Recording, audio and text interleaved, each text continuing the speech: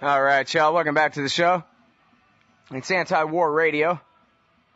Happy to welcome John Glaser back to the show. He's our new assistant editor at antiwar.com, was an intern at the American Conservative and at Cato, worked on an economic plan for Israeli and Palestinian reconciliation at the Institute for Humane Studies. I didn't know that. That's cool. And is or was a beat reporter at Melrose Weekly. What do you know? Welcome back to the show. John, how are you doing? Pretty good. Good to talk to you again. Well, I'm really happy to have you here, and I got to recommend everybody. I always do all over my Facebook page and on the radio show. I've been trying to remind myself to remind others to go and look at the antiwar.com blog, which you have brought back to life over there. 1,000 thank yous for that. Antiwar.com/blog. You got about 3 or 4 pieces a day up there. Usually it seems like all real good stuff, instant analysis of the highest quality. So everyone, check that out, antiwar.com/blog, as well as, of course, whatever the address is for your regular column and your news articles at news.antiwar.com there with Jason. Great stuff, man. All right, so let's talk about your recent news piece. This is at news.antiwar.com, where usually you can find all Jason Ditt stuff, but this is by John Glaser. Minor withdrawal in Afghanistan. War continues. Your assessment of Barack Obama's speech last night. How's it go? Yeah, unfortunately, it's being billed in the media as, this major withdrawal. But anyone who pays attention knows that even after this end of the year, and by the end of the year, he said he's going to take down 10,000 troops. And then by the end of next summer, which is a long way away in and of itself, the 30,000 surge forces that he sent in 2009 will come home.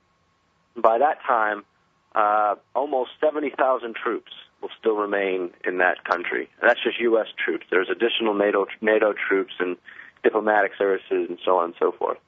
So that's a huge, massive occupation.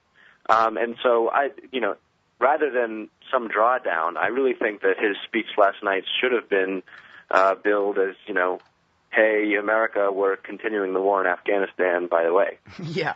Well, now, I didn't watch the speech, thank goodness. But I wonder, is that really the way it came off? Was like, hey, everybody, I'm beginning the end of that war just like I promised. Aren't you excited? That's precisely right. That's what he said. He said this is the beginning of the end. But, of course, it's not. I mean, even there's been various reports that Karzai came out and said publicly a few weeks ago that he was in talks with U.S. officials about staying past the 2014 deadline to get all foreign troops out.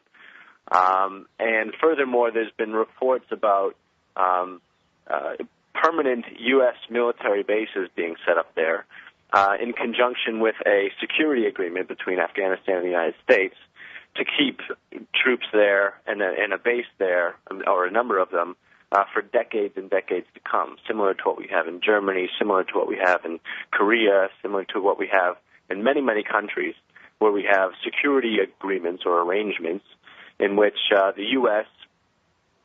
Guarantees that they will provide security for the sovereign nation of Afghanistan. But really that just means, we're expanding our global military empire, and we're keeping all these other states militarily dependent on us. Mm-hmm. It's just another set of imperial policies, and there doesn't seem to be an end in sight in terms of U.S. military occupation of Afghanistan, despite what Obama said last night. Mm-hmm. Well, and it's funny because when they talk about negotiations with the Palestinians, with the Taliban, it sort of sounds like, you might think that what they mean is negotiating an end of the war, and then after the war's over, then we get to leave, right? Kind of a thing. But no, as Gareth Porter was explaining, he had the quotes from the State Department functionaries saying that, the negotiations are all about, just how many bases we're going to have forever, and no negotiation with the Taliban should ever be construed to mean that we ever plan on leaving. We just have to, I guess, blow up enough of them that then they'll agree to let us stay for a while or something. Right, that's exactly right. I mean, the negotiations with the Taliban are largely centered, as far as I know, on a power-sharing agreement where they would get, a substantial amount of control over various provinces that they have dominion over in Afghanistan, and Karzai would welcome them into the government. But the price for that is that U.S. troops get to stay. The Karzai government gets to continue to be a puppet of the U.S. And we get to continue to have military bases there. So that's the extent of the Taliban negotiations, as far as I'm aware. And American people are just sick of it. This is a 10-year-long war. Nation-building efforts have just failed and fueled corruption in the Afghan government. It's distorted local economies. It's getting deadlier and deadlier. I mean, just last month, it was the deadliest month for civilians since 2007. And records like that are broken all the time. It's just really unfortunate that this is being billed as a withdrawal from Afghanistan or drawing down troops or stuff like that. I mean, it's just a pure falsity. Mm-hmm. Well, a couple of things there. One, I can't help but point out the abandonment of the coin doctrine. McClatchy had an issue of their paper that came out a couple of weeks ago where they said that at West Point they've stopped pretending to teach the counterinsurgency doctrine. They've given up on all of that, and basically all that did was serve to prolong the thing, escalate the number of troops there, and prolong it. But switching to more night raids certainly didn't do anything to get the Americans and NATO ahead in the war over there.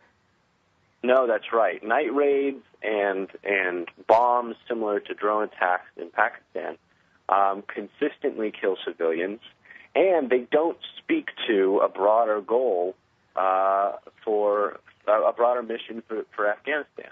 I mean, it's a sad day in America when a president gets to conduct and implement a decades-long war in a foreign country without even being clear about what the goal is or what the aims are or what the mission is. If it's to dismantle and destroy Al-Qaeda, well, that was accomplished years ago. Back in 2009, there was only an estimated 100 Al-Qaeda forces in the country. And fears that the Taliban presence will, create a safe haven or sanctuary for Al-Qaeda type people is wrong as well, because people don't understand that the relationship between the Taliban and Al-Qaeda has soured very, very much over the years, and it's just not tenable. And then, none of the mission is clear. However, we still continue to do these what are called counterterrorism operations, but which consistently embarrass and infuriate innocent Afghans if they don't actually kill them.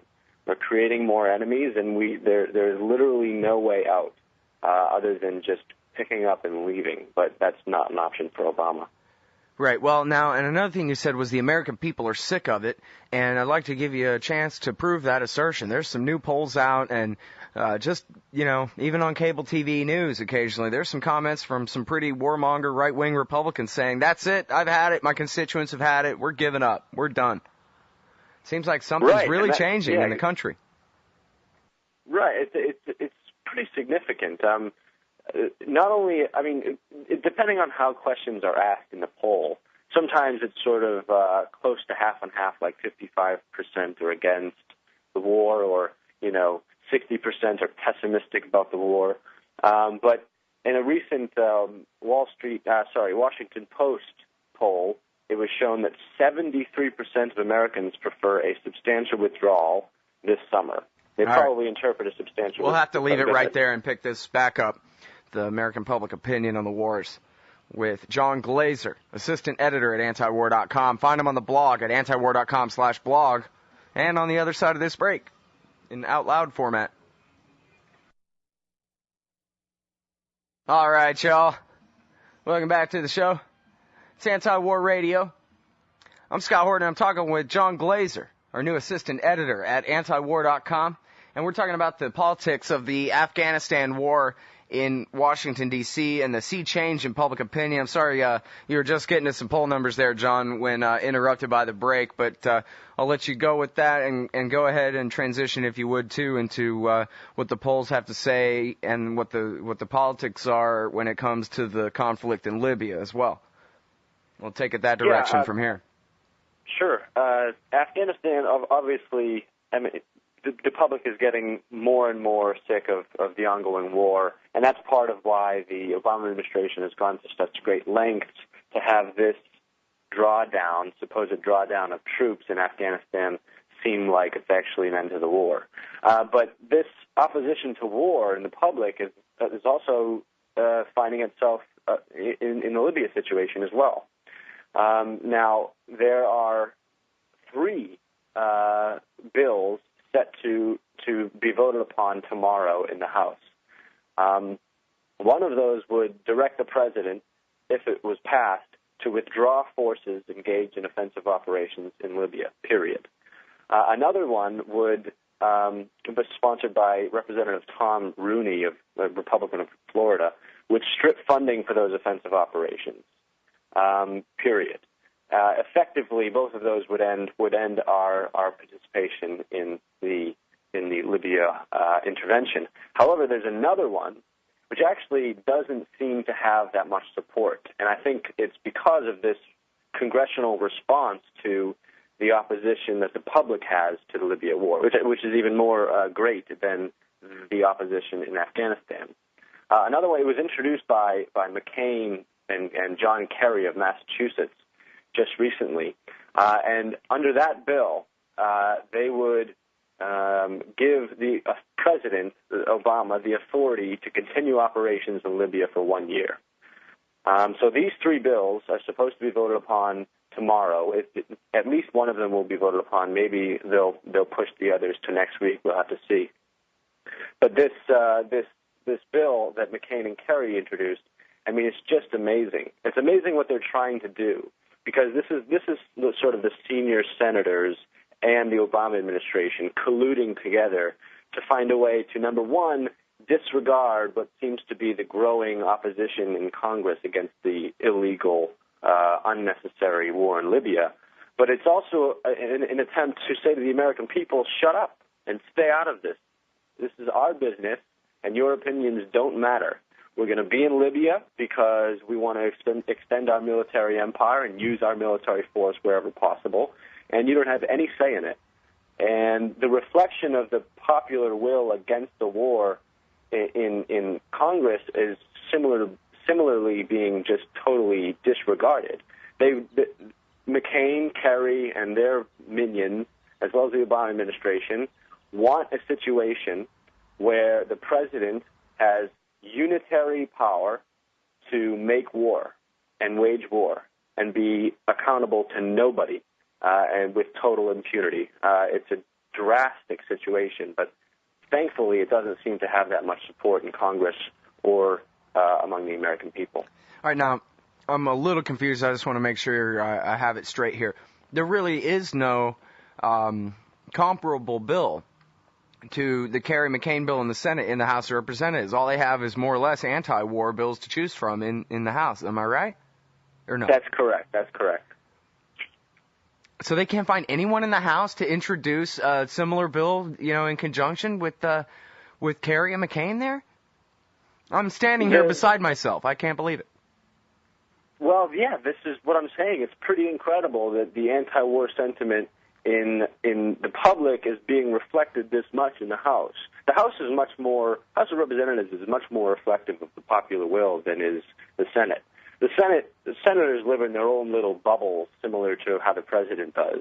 They don't have contact with, directly with many of their constituents as do the House of Representatives. In the House of Representatives, we have 2 bills that are supposed to be voted upon tomorrow, might be pushed till next week, that are effectively ending our military operations in Libya. And on the Senate side, we have a bill which actually, if we're honest, doesn't have that much support, but, will continue the war for at least a year.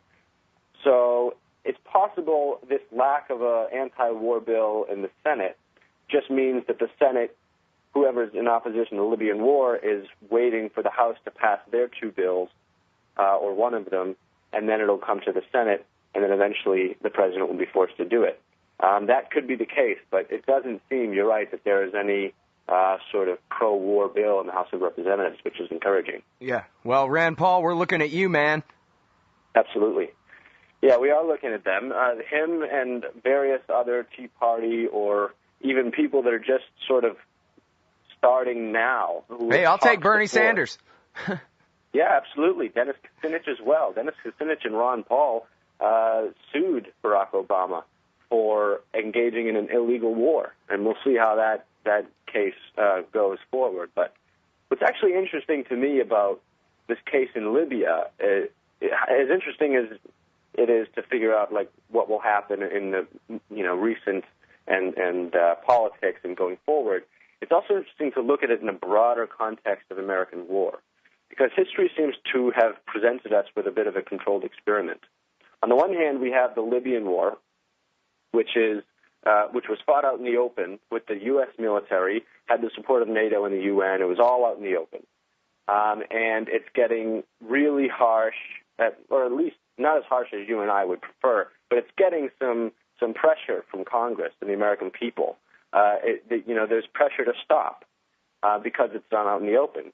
And then on the other side, we have Pakistan, where there is a secret drone program going on for years and years and years. It's killing many more people than we've killed in Libya. It's a much more egregious way of doing things because it's technically covert. And unfortunately, Obama, I think, is going to learn a lesson. And unfortunately, the lack of accountability that we see him conducting the war in Pakistan with drones is going to also reflect future wars that he decides to get involved in.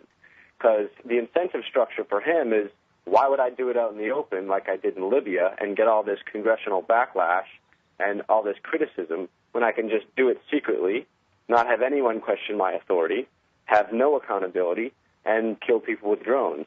And unfortunately, that's what we're seeing in Yemen, is, signals that a future secret war is going to expand in Yemen, and who knows where else. So it's a very troubling set of circumstances. Mm-hmm.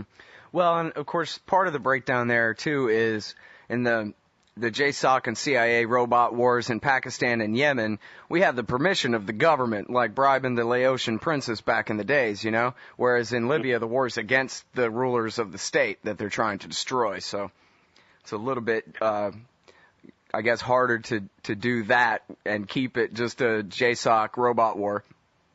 Yeah, I guess you're right. But what we're seeing is, the troubling point is that Obama has the incentive now, after learning these lessons, that future wars that he decides to get involved in are better left to the CIA and JSOC and drone attacks with people, as opposed to doing things out in the open. And like I said, that's a troubling development, because technological advances have allowed such a thing. And, there doesn't seem to be any limit to what the president can do. It's sort of like King Obama in that set of circumstances, and it's pretty troubling. Mm-hmm. Well, hopefully it's hurting him some. I know the approval ratings are mostly based on whether you like the guy or not kind of thing, and those remain somewhat high. But his job performance seems to be suffering. Hopefully this part of the war, I guess, thinking about it over the long term or whatever, I guess it's better to have a Democrat in power waging war, because his base doesn't really support it. You got the Obama bots, but no one else. The rest of the people who supported him are basically peeling off, especially over an issue like this. And it's really nice having right-wing allies against the war from the conservative side, which are almost non-existent except for the American Conservative Magazine when Republicans are in power. Yeah, you're right. And I think that it's possible, despite how troubling the trajectory of American war going into secrecy and the unitary president, despite how troubling all that is going forward, I actually do see more of an anti-war sentiment on both sides, in both parties, and then more of the public, and so that's quite encouraging. Yeah, absolutely. It sure is. It's nice to talk about some good news for a change on the show, even in the context of some horrible news. Thanks very much, John. Okay, thank you. That's John Glaser, everybody. He's our new assistant editor at antiwar.com. Find him at antiwar.com/blog.